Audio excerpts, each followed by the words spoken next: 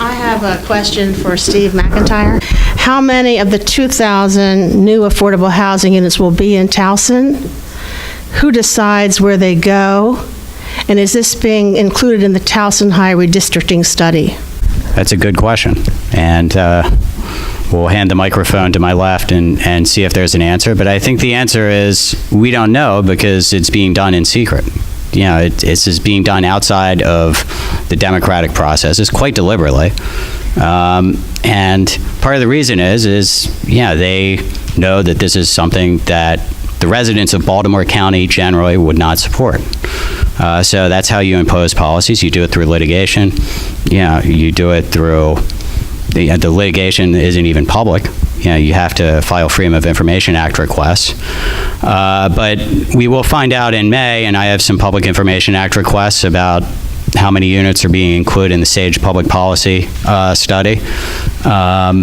I suspect it's going to be zero because this is something that people don't want to talk about, especially politicians. And think about this for a second. If you do this in secret, we go ahead, we plan, we spend $100 million to build a new Towson High School. But nobody tells them that there's this plan over here to build another 200 units in Towson. All of them have to have children. It's families, must be families. That's a cabinet settlement. That school opens up after $100 million. It's overcrowded again by day one. I mean, we see that a little bit. Stoneleigh School. We just renovated 4 years ago, and we're already back to 100% capacity. That's a different issue. That's the failure in the city driving millennials who are having kids out of the city and out of city schools. But these are huge issues. These are huge issues that really are fundamental to this community. And part of the reason I'm running is that they need to be brought into the public. I don't know the firm answer. I don't think anybody does know that answer. I do know that of Kamenetz's deal, he left a lot of checks to cash for his successor. This is one of them. And there are 5,000 more people that have to be relocated to a relatively limited number of areas in Baltimore County, including Towson. 5,000 people. It's about 1,600 families. All of that will happen over the next 8 years after the successor takes over. So it's something everyone should follow, and just be aware. And by the way, when this was announced, the people behind this said this was a first step. There's more coming in 2020. We're subject to a review by HUD, affirmatively furthering fair housing. That's happening. So I have no idea what the Public Justice Center, the ACLU, are going to come up with in 2020, but I know it's going to be something more aggressive than what we already have.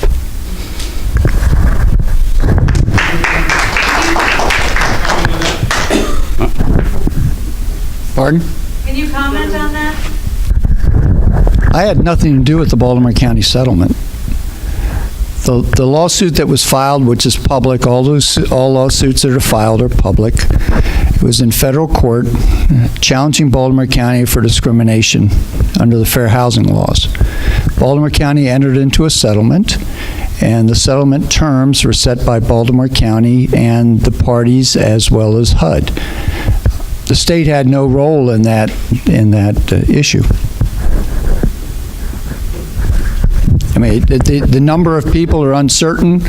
Where the entire county, and there are many areas in the county where a settlement can take place. It's not just Towson, as my opponent has asserted. It doesn't require new units. It requires what's called hard units, which could be renovated units, not new construction.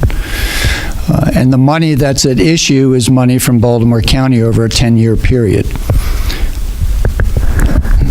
That was a secret settlement that was developed between the county executive's attorneys and the other parties. I will be putting in legislation at the next legislative session or the following legislative session that would require settlements like that to go before the county council. Other jurisdictions have boards of estimates and bodies that approve these types of settlements in public. We do not, and I want to change that in the future.